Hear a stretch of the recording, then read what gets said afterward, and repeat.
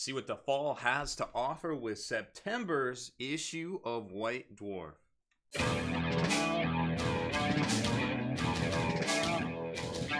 Spiky bits. So this issue obviously is going to feature a lot on the new Middle-earth strategy battle game, the reboot of, I guess, the Hobbit game in 2012, and of course that was the reboot of the Fellowship game that came out, I want to say, in the fall, we'll say holidays of 2001. So 2018, we've gotten 3 editions of the game, I suppose. Obviously, they all have their pros and cons. And there was War of the Ring in 2008 as well, which was 10 years ago. Was the last time I actually played this game here. But overall, well, it's an interesting issue. Not a whole lot as far as like real hobby content on 40K and such. You're not going to get a lot of rules, but there is some cool previews and things leading up to October. There are no orcs in here, unfortunately. Sorry, everybody. But there is a great Blanchitsu article, a really cool issue, or a really cool feature on Dave Andrews, who's been with Games Workshop for many, many years, and he's sculpted and done artwork for a lot of different things. If you're a veteran of the hobby, you probably recognize a lot of the stuff that they cover on here. And there's some really cool stuff in here on fantasy. There's only one paint splatter, and it's on the Nurgle guys, unfortunately. Well, or fortunately, I'm sure if, you know, for Blood Bowl, not everybody plays Blood Bowl, but you could pick up some of those painting tips that really help you out there, because Nurgle, while it is in theory super easy to paint Nurgle, you just slap paint on, it doesn't always look good, right? So sometimes mastering some of them fire techniques are always kind of preferred. So going into some of the sections here, of course, the Tooth and Claw is already out. We know that. It's out now. And we've covered that in the past. You can, of course, check that out here on the channel. So we're going to kind of skip that section, talk about Canis Rex, which we knew was coming out ever since the Knights came out in June. We were like, hey, wasn't there supposed to be another kit? And, you know, I kind of think Games Workshop's probably a little smart about perhaps not putting him out right away, because, you know, with the Castellan or the Dominus kits and all the other kits out there, it might have been a little bridge too far-y, I feel like, for everybody there. Now, we know he's coming out on the 22nd, going on pre-order the 15th. Apparently, it's going to be 160 US. It's going to come with the Canis Rex version or the Preceptor version. They said they're going to have, he's also going to have all the weapon options too that you could normally field. They said that at the GW preview. So hopefully looking forward to that. That all those things are true once we get our hot little hands on the box. Of course, Pelennor Fields is out as well, and there he is, Theoden, the King of Rohan, Master of the Rohirrim, and a brand new miniature right there. So that's our very first new miniature for the Lord of the Rings Middle-earth battle strategy game. Of course, we've gone over all this stuff in a previous video as well. Great values there. Now, Kill Team comes out next week. And that looks like, this is kind of, I've been telling folks, this to me feels like a Necromunda starter box release, you know what I'm saying? Because Necromunda came out November of last year, right? And it, of course it came with a whole bunch of terrain, right? Little bulkheads and things like that. And that was cool.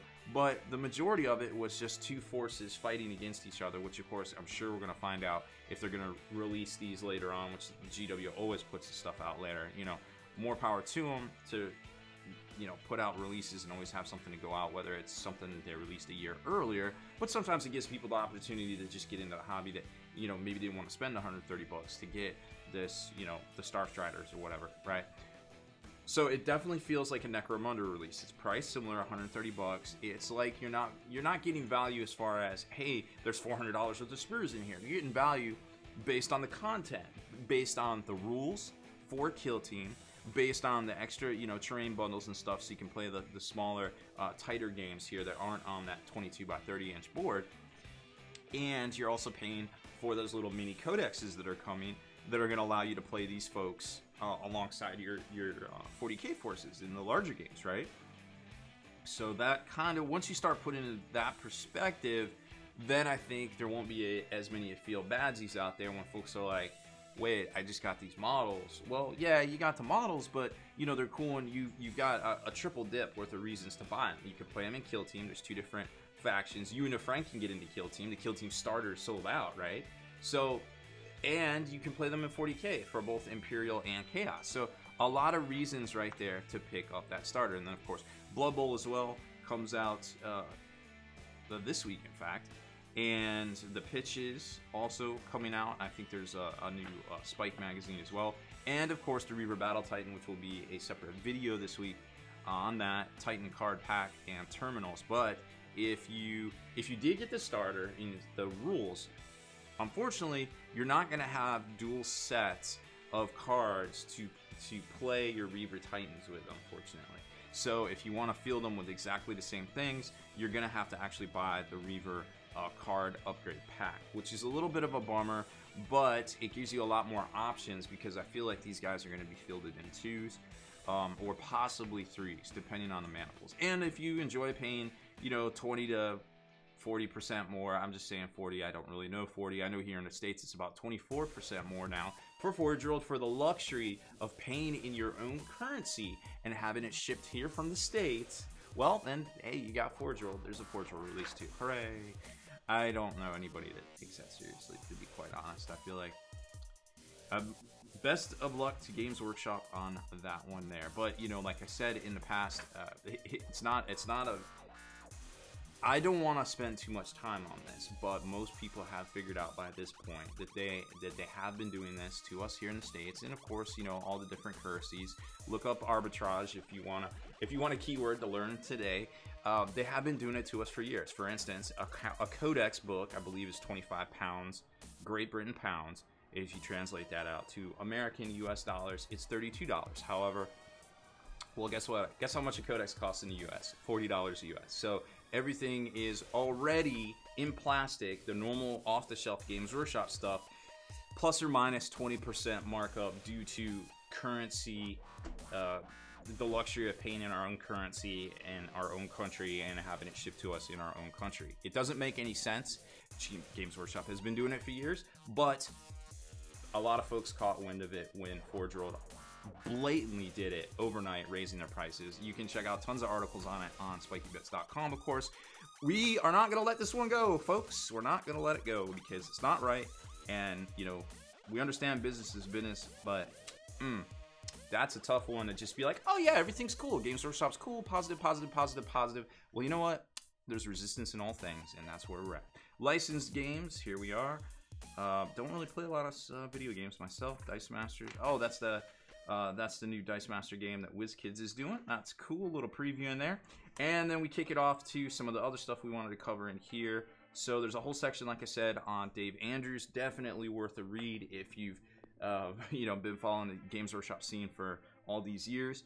The Return to Middle Earth, talking about a lot of you know, some of the iconic miniatures and stuff that have come out. They also do a battle report in here at some point. Here it is, Battle of Pelennor Fields, where I think the best quote on this, I think, was where was it? So they obviously are doing the 2 armies, or the 2 forces that come in the set, plus a little bit extra. I mean, you gotta have Moomox. Come on. You know what I'm saying? Oh, here it is. For this game, tactics are going firmly out the window in exchange for glorious heroism. Boom, boom. I love it. Who doesn't like a glorious charge to the real hero? And one last time, there it is, the War of the Ring and some of the new reboxed releases. Remember, the majority of these miniatures are the same miniatures that came out back in the early 2000s, and some of them, of course, were redone in the late 2000s from metal to plastic. Some of them just couldn't be done in metal early on, like the Moomok and stuff like that. Then a Space Wolf battle report in here was pretty decent. I mean, there's a couple of rules mistakes, but other than that, you know, you don't get everything right. Obviously, we don't get every rule right as well on the Long War. And an Ultimate Guide to the Realm Gate Wars, which was about the first, technically, 2 years of the Age of Sigmar saga there, before we slid into the General's Handbook and all that. Hey, the mortal realms have been conquered. Let's settle them. Let's get some cities up in here. Boom. So much has happened in the past 3 years. It's crazy. Kit bashing kill teams. Very cool little feature. Of course, I love Mon Bits, and it's, you know, I like seeing all the different poses and stuff here. But you know, it gets a little daunting when you realize, oh, those parts are from a Baneblade. Well, that's gonna be a little tough one to make, I feel like, unless you just happen to have a bunch of Baneblades laying around, I suppose. Modeling and painting and such like that. Let's get to the paint splatter. Here's the paint splatter on the Nurgles. The Nurgle Rotters, which I think these guys look great, and you could use them in any other game out there for whatever.